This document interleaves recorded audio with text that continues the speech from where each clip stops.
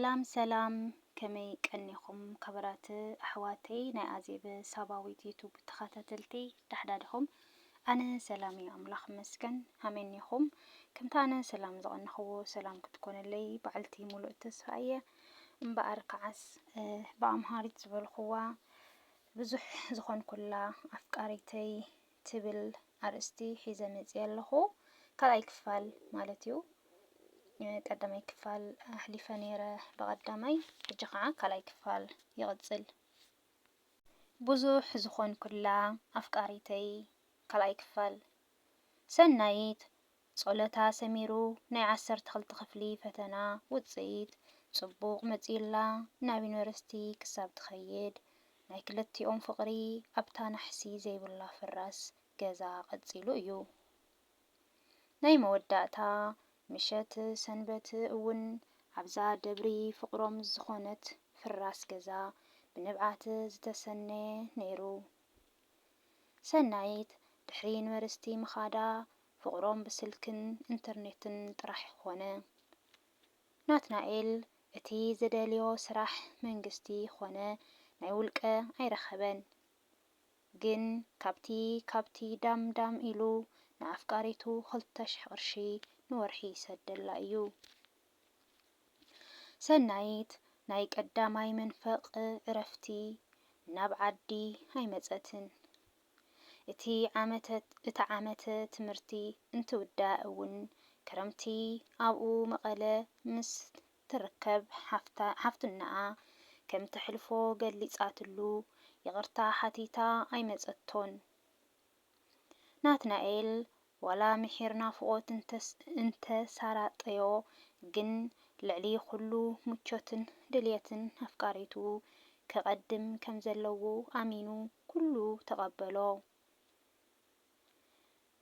ሰናይት ዩኒቨርሲቲ ካብ ትኸይድ ካልኣይ ዓመት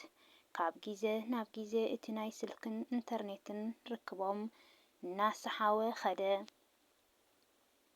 መዓልቲ ዝራኸቡ ዝነበሩ ናብ ሳልስቲ ሰሙን ተቐየረ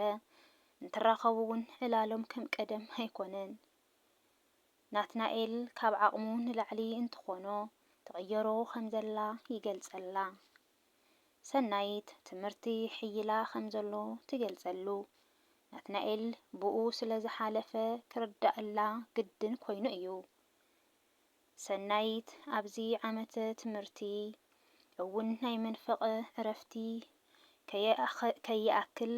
ኣብ ክረምቲ እውን ከም ዘይትመጽእ ትገልጸሉ ናትናኤል ሕዚ ናፍቖት ጥራሕ ዘይኮነስ ድሕንነት ኣፍቃሪቱ ኣዝዩ ኣተሓሳሲብዎ ሰኒተይ መቐለ ይመጽእ ኣለኹ ይብላ እንታይ ክትዋጢ በለት መሊቑዋ ድዩ ኾነ ኢላ እንታይ ናትናኤል ሰንቢዱ እንታይ በላ ማለተይ ናቲተይ ተረዳእለይ ሓትነይ መካበዲት እያ ናብ ሱቕ እንተለኣኸትኒ እኳስ ናተጠራጠረት እዩ ድሓር ከዓ እንታይ ኣኽስረካ ፍቕረይ ወርሒ መፀት ትሰደለይ ኣሽሓት ከይኣክልስ ሕዚ ድማ ተወሳኺ ወፃኢ ደሓነይ ኣነ ክመጽእ ይሓይሽ በለት ኣለስልስ ኣቢላ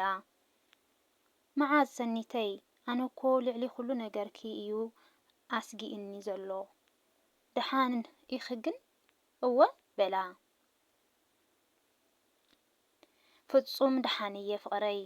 ሓቂ ክነግረካ ካብዚ ናብታ ጸባብ ዓድና ምምጻእ ደባሪ እዩ እንዳሓትነይን ገዛናን ከዓ እሞ ሰማይን ምድርን እዩ ኣብዚ እኮ ስራሕ ገዛ ገዲፍካ ዳርጋ ኣብ ገነት ከም ዘለኹ ሕሰቦ ናቲተይ ኣነ ክትጥዕመኒ ኣይጥዕመካን ፍቕረይ በለት እረ ሰኒተይ ናትኪ ምቾተይ እዩ ባህገይን ጸሎተይን እንታይ ድዩ እናፈለጥኪ ሰኒተይ በላ ይኣምን እየ ናቲተይ በቃ ምጽማም ከድልየና እዩ ሕዚ ቻው ፍቕረይ ይጽዋዕ ኣለኹ በለቶ ዝርርቦም ተቋረጸ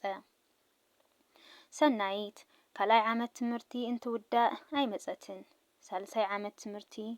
ናይ መንፈቅ ዕረፍቲ እውን ከምኡ ናትናኤል ኣብዚ ኩሉ ብዛዕባ ድሕንነት ኣፍቃሪቱ ጥራሕ ለይትን ቀትርን ይጭነቅ ሓልሓሊፉ ብስልኪ እንትራኸቡ ድማ ኩነታት ብዝርዝር ኣይትዕልሎን ላይብረሪ ኣለኹ እንዳሓትነይ ኣለኹ ናይ ወትሩ ምኽንያታት እዮም ሰናይት ምረቃኣ እንትቀራረብ ናትናኤል ይድውለላ ሰላም ክብርቲ ኣፍቃሪተይ ደሓንዶ ቀኒ ኸለይ በለ ሰናይት ብሕሹኽታ ናቲ ደሓንዲኻ ኣብ ቤተ ንባብ ኮይነ እኮ እዩ በለት ናትናኤል ክተዘራርቦ ከም ዘይደለየት ተረዲእዎ ናፍቆትን ፍቅሩን ምግላጽ ሓዲጉ ቀልጢፉ ናብቲ ቀንዲ መደወሊኡ ዛዕባ ኣበለ እሺ ሰኒተይ ክስታይ ክብለክ ደልየ እዩ ሕዚ ቅንያት ምረቃ ስለ ዝኾነ ቅርሺ ከድልየኪ እዩ ስለዚ ካብቲ ናይ ኩሉ ግዜ ኣብዚ ሓቢለ ይሰድልካ ኣለኹ ኖ ናቲ እንታይ ያጸገመካ እቲ ወርሓዊ ትሰድለይ ኳስ ተሰኪፉካ እምበር ብዙሕ ኣድላይ ኣይኮነን ናትናኤል ዘረባ ኣፍቃሪቱ ብቕንዕና ተረዲኡ ስምዒቱ ብምውሓጥ ኣይ ንዓይ ኣይትሕሰቢ ፍቕረይ ጥራሕ ንስኺ ካብ መማህርትኺ ከይትንእሲ ታሕተዋይነት ከይስምዐኪ እሺ እንትብላ ንሱ ብኽራይ ሱፍ ከም ዝተመረቀ እውን እናበለ እዩ እሺ ንሕጂ ቻው ናቲ ኢላ ናቱ መልሲ ከይሰምዐት ስልኪ ዓፀወታ ሰናይት ናይ ምርቃኣ ማዓልቲ ንናትናኤል ቆሪፃ ኣይነገረቶን ነይራ ናትናኤል ፌስቡክ እንትጎራጉር ናይ መቐለ ዩኒቨርሲቲ ተምሃሮ ዕለተ ምርቃ ምዃኑ ረኣየ ሕዚ እውን ብቕንዕና ተረዲኡ ባዕሉ ደወለላ ግን ኣይተቐበለቶን ኮንጉራ ማይ ላቭ ማይ ኤቭሪቲንግ እዛ ዕለት ዝተቐደሰት እያ ካብ ምሕጓሰይ ዝተልዓለ ዝጽሕፎ ቃላት ተበቲኖምኒ ፍቕረይ ኢሉ ቴክስት ገበረላ